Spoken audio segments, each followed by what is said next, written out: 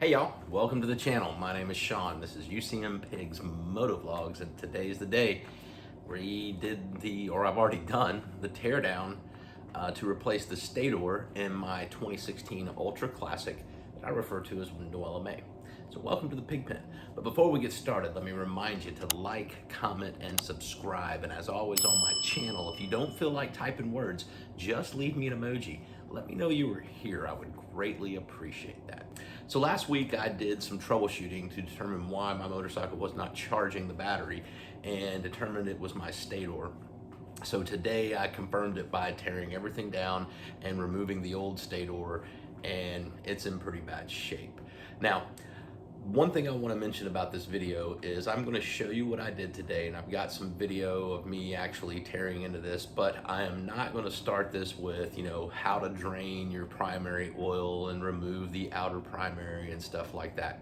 Those things, in my opinion, are considered pretty basic, and if you're concerned about those, you need to go watch videos and maybe do that once or twice before you attempt something like this, because you should know things like this before you attempt a repair like that. So I get straight into the meat and potatoes. The primary is open and we start breaking things down inside the primary. Now, by no means am I a professional mechanic. I've just been doing this for a long time. I've been, working on motorcycles for a while and automobiles and stuff, and I consider myself pretty mechanically inclined. I do have a shop manual for this bike, and I do recommend, if you're gonna do this type of work, that you get your shop manual so you can get all your torque settings and tool types. And there's actually a portion in here where I watched too much YouTube and didn't really go by my shop manual, and I bought the wrong tool, but didn't mess anything up. I was able to recover and get the correct tool and proceed on with what I was doing. So let's get into this. I'm going to show you guys real quick this Stator, because it is bad. I just want to show you that my troubleshooting was correct. It's pretty much dead, and then we'll get right into what I've done today. So there's the Stator. As you can see, several of the coils are burned. As soon as I cracked the primary open, I could smell the electrical burn, so that I already knew what I was going to find. The coils are burned, it's in bad shape, so no wonder my system wasn't charging. Now, this is in my opinion, not too bad of a job. It does require you to take a lot of stuff off the bike. I had to basically pull the outer and inner primary, the clutch basket, the chain, the compensator, all that had to come off in order to get to this. And that's what I'm going to show you guys today, how I did that. Now, I'm not finished. I'm waiting on the parts to come in. I have the voltage regulator because, like I had mentioned in my troubleshooting video, I am going to go ahead and replace that with an upgraded premium voltage regulator. I bought all my parts from a local shop. He is a Drag Specialties dealer, so I went with Drag Specialties. There was a little bit of a cost savings there, and I feel like I got a little better product. So those will be in next week, and hopefully I can get all this buttoned up. So let's get into this, and I'll show you what I did today. All right, so we've got the primary cover off, and what we're gonna do is, what I've done is I've attached a zip tie down here around the chain tensioner to keep it compressed, and we're gonna remove this chain tensioner first. So we're gonna start by removing this back bolt back here. It's a 1/2-inch bolt, and then the front bolt here, and we're gonna slide the chain tensioner out.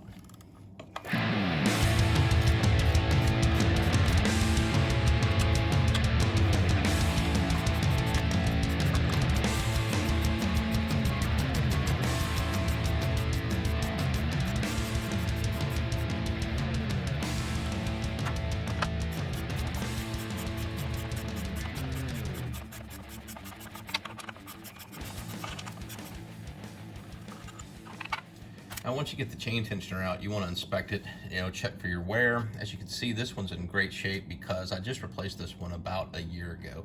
So the chain tensioner's in good shape. Getting the zip tie on is a little bit of a trick. You just kind of have to fish it underneath the chain. There's enough oil and the stuff in there, you're able to get it, and then put it in this orientation where this tab is hanging down. So when you go back to reassemble, it'll be in the way of sealing the primary, which will remind you to remove it. That's very important. But this is an auto tensioner. It'll slide right back in, and then it'll automatically tension as it sees fit. So we're just going to wipe that off, set it out of the way, and continue tearing this down.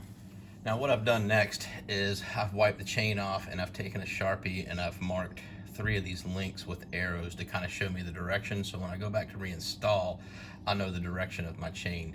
It's important you put it back in the same direction to maintain good wear on the chain. So take a couple minutes, wipe it down, mark it with a Sharpie. All right, so the next thing we're gonna do is we're gonna prep the clutch basket for removal. I'm just following along with the shop manual, following the steps. So I'm gonna go ahead. There is a clip pin or a retaining clip in here, so you're gonna need a retaining clip tool to get that out. And then we'll remove this plate, which will give us access to the retaining nut on the clutch basket.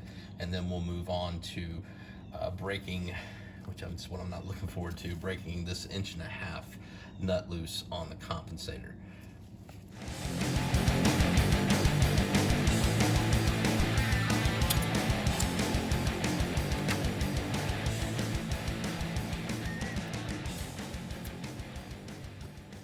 All right, the next thing we're gonna need is we're gonna need this. This is a primary tool or a locking tool, and this is gonna be shoved between the chain and the teeth on the compensator and the chain and the teeth on the clutch to keep it from spinning when I break these nuts loose. Here, I'll show you how it works. All right, so the threading on these, your compensator nut is standard threading, a righty-tighty, lefty-loosey.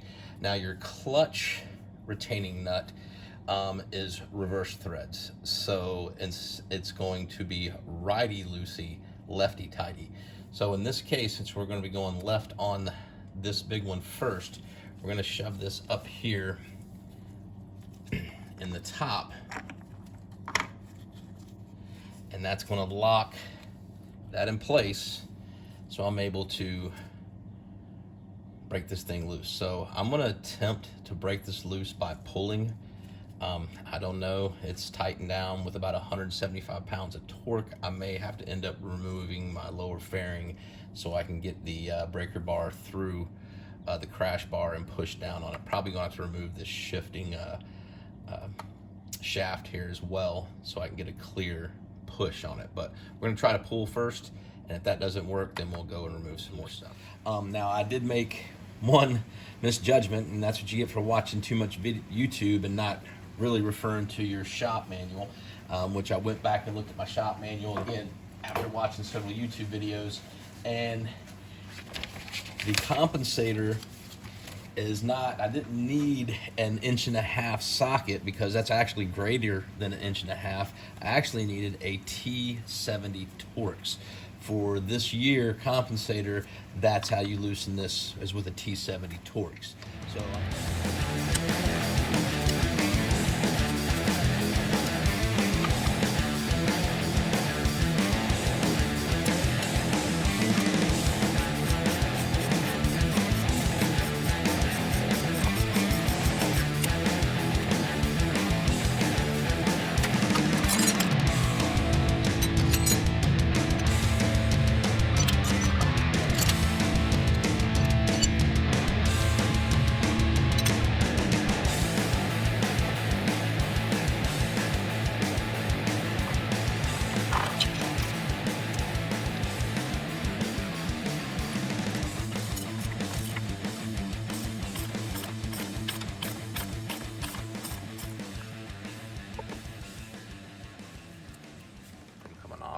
gone ahead and I've removed the 2 bolts back here holding the starter in place, and now I'm going to go ahead and remove these inner primary bolts and remove the inner primary.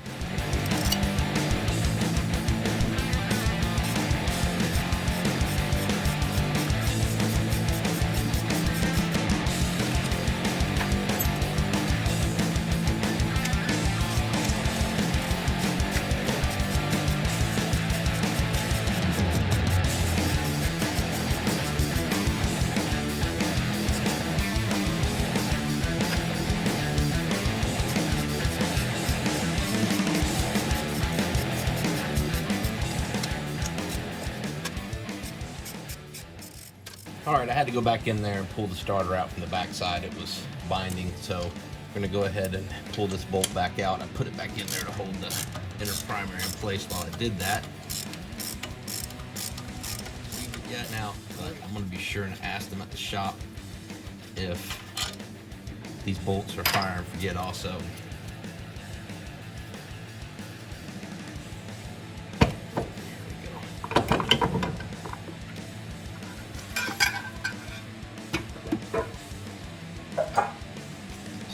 gasket.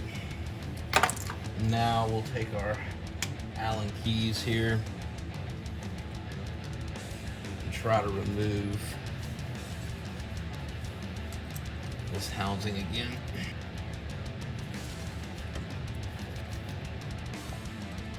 There we go. And that's that.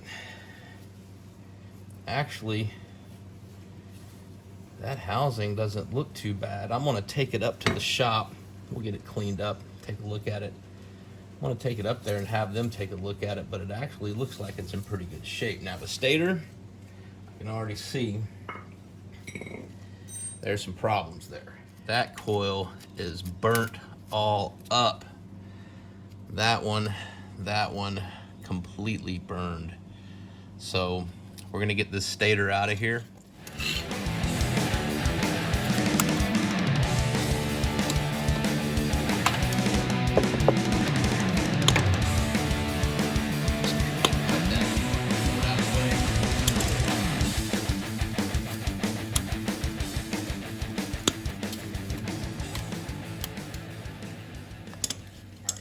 Bolts are T27 Torx.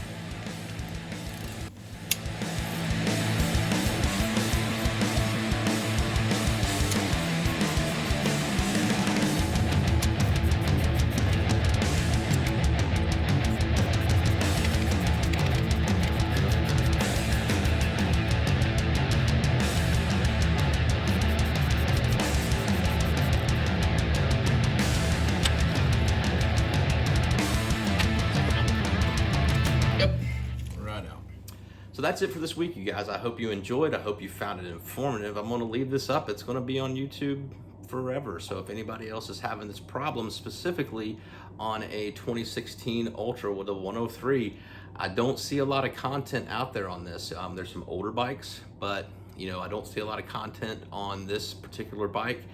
There were some things that were a little different. For example, the compensator is the newer compensator. It uses a T70 Torx to remove it. I think I talked about it. So there's some little nuances like that that make it a little different. But all in all, a very simple job in my opinion. I mean, maybe not for you, and that's fine if you don't feel comfortable doing things like this. That's why we have mechanics out there to do it, and nothing against mechanics. It's just I feel like I'm able to do it, and if I can save a little money by doing it myself, that's what I'm gonna do. So that's it for this week. The next thing we'll be getting the new one in there and getting everything up and running and buttoned up, and hopefully be back on the road soon. So hope you guys have a great rest of your week. I hope you have a fantastic weekend coming up, and until we talk again, you guys be careful, you guys be safe, always keep your shiny side up, and we'll talk to you next time.